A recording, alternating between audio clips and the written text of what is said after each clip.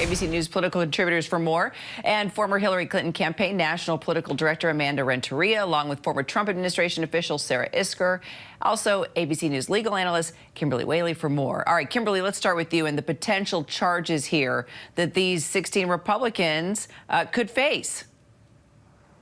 Well, it's illegal as a matter of federal law and in every state in the country to interfere with elections. So we talk about voter fraud. Voters can't pretend to be someone else and cast a ballot fraudulently. Likewise, people can't submit fake slates of electors to take the state from the valid winner. Now, the question, as was indicated, comes down to criminal intent. Did they know what they were doing? Was it done willfully, purposefully under the statute? What we're seeing out of January 6th is a lot of these people did know that the election went to Joe Biden. So we'll just have to see. Key issue here, people have to think about going forward. Do we want a situation where people can just cancel votes? That's not democracy. That's very serious. And that's a forward-looking thing that we all need to pay attention to moving forward. Well, Sarah, we have heard testimony from Trump allies who say that former President Trump was directly involved in the efforts to have key states send fake electors to Congress on January 6th. We have talked a lot about this. How are Republicans reacting to this investigation, and what still needs to be answered here? Well, Republicans at this point still, for the most part, in a wait-and-see at best mode, moving on, talking about inflation, focusing on the midterms. I think when it comes to the January 6th committee, very different than what the Department of Justice appears to be looking at. The January 6th committee has been focused on the idea of incitement, that President Trump's words on January 6th potentially caused the violence at the Capitol, for instance. But the Department of Justice seems much more focused on those fraud charges related to fraudulent voters. And we haven't seen a lot of evidence that President Trump was involved in that. And we haven't seen a lot of evidence that the Department of Justice is targeting the former president yet. All right, so Amanda, how concerning are these text messages that we've been talking about, deleted by the Secret Service? Even if it was unintentional, what do committee members want to know? And this is the Secret Service. Those text messages have to be around somewhere. That's exactly right. I mean, the big question here is, what is the why?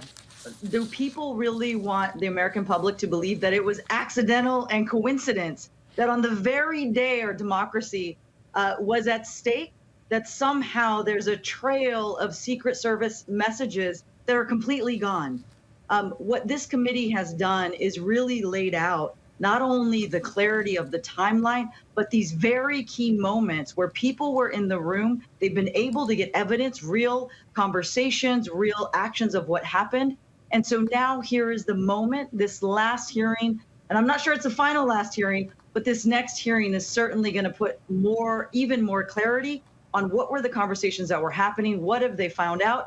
And what I'll also say is nobody should underestimate this committee. Over and over again, they have made much clearer what the timeline is, who was in charge, who was involved, federal, state, local actions. And I think that is clearly putting a path forward for the judicial system to move forward and for the American people to really understand what happened before, during, and after on that very day.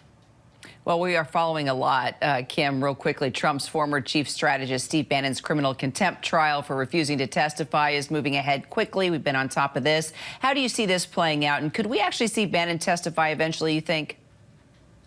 Well, that's impossible to say. I mean, it looks like Bannon has made some maneuvers to try to maybe come a little bit closer to sort of purging his contempt. But now that he's in trial, the stakes are different, right? So he does face actual jail time. And I think the message is important across for other witnesses, that the Justice Department is serious and Congress is serious about the rule of law. And that's really what's been hanging on by a thread across this entire narrative. Do we as Americans want people to be able to pick and choose which kinds of laws they follow, including when it comes to providing important information to the United States Congress? And that's what Steve Bannon really thumbed his nose at here. And I hope he sees some accountability, frankly.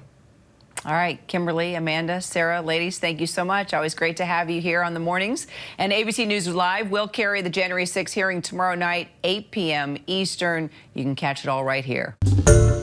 Hi, everyone. George Stephanopoulos here. Thanks for checking out the ABC News YouTube channel. If you'd like to get more videos, show highlights, and watch live event coverage, click on the right over here to subscribe to our channel. And don't forget to download the ABC News app for breaking news alerts. Thanks for watching.